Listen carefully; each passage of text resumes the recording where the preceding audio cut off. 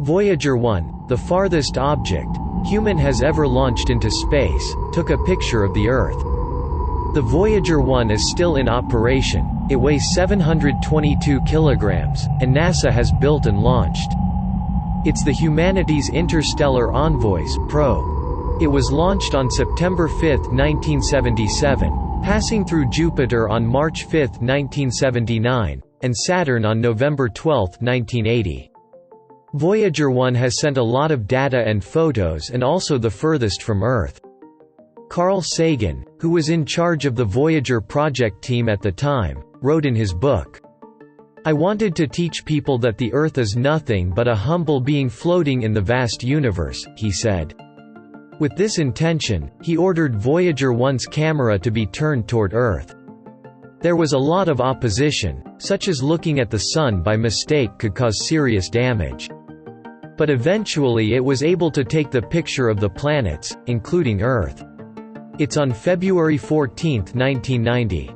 In the picture, the size of the Earth is only 0.12 pixels, and it looks like a small dot. At the time of filming, Voyager 1 was passing 32 degrees above the solar orbit, and the distance from Earth was 6.1 billion kilometers. It was filmed in a narrow angle because the Sun was so close to view. The light passing over the Earth in the picture is not the actual sunlight, but the reflection of the Sun's light on Voyager 1's camera, which is an accidental effect. The pale blue dot. Carl Sagan's book wrote this decision at the time, and his thoughts on this photograph. Look again at that dot. That's here. That's home. That's us. On it everyone you love, everyone you know, everyone you ever heard of, every human being who ever was, lived out their lives. The aggregate of our joy and suffering, thousands of confident religions, ideologies, and economic doctrines. Every hunter and forager, every hero and coward, every creator and destroyer of civilization.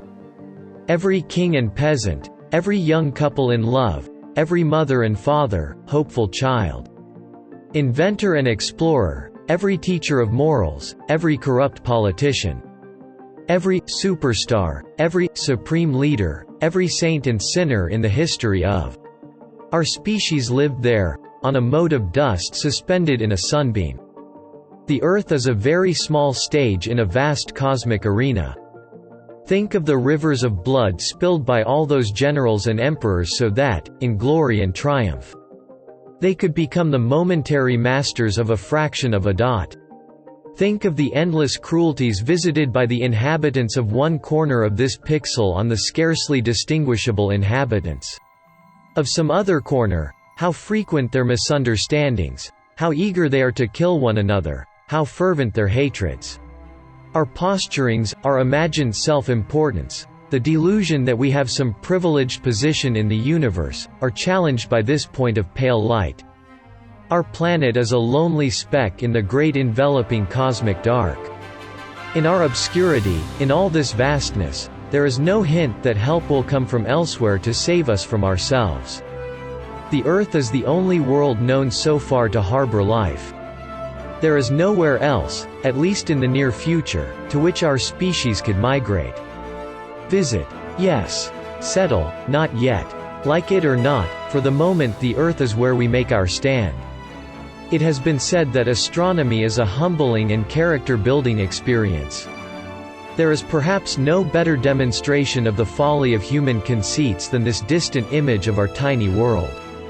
To me, it underscores our responsibility to deal more kindly with one another, and to preserve and cherish the pale blue dot, the only home we've ever known. Carl Sagan, Pale Blue Dot, 1994. Think of it. How far, how vast, the universe. We, as dust in the universe, we should not let go of our curiosity about the universe and wonder about the universe. We should not neglect our efforts to explore the universe and get to know it. The mystery of the journey itself makes our lives worthwhile. It makes us learn humility the moment we find out that we're tiny space dust. We're tiny cosmic dust, but from the moment we're born and feel ourselves, we become the universe. In other words, think of it, The universe is as we feel like. If each of us doesn't exist, then the universe doesn't exist. Our thoughts and curiosity about the universe make us think deeper and deeper. Channel. Surreal universe experience fills that curiosity one by one. About the wonder and beauty of writing and video about the universe. It will remain a channel where we, sometimes, admire and, sometimes, figure out the interest to the universe.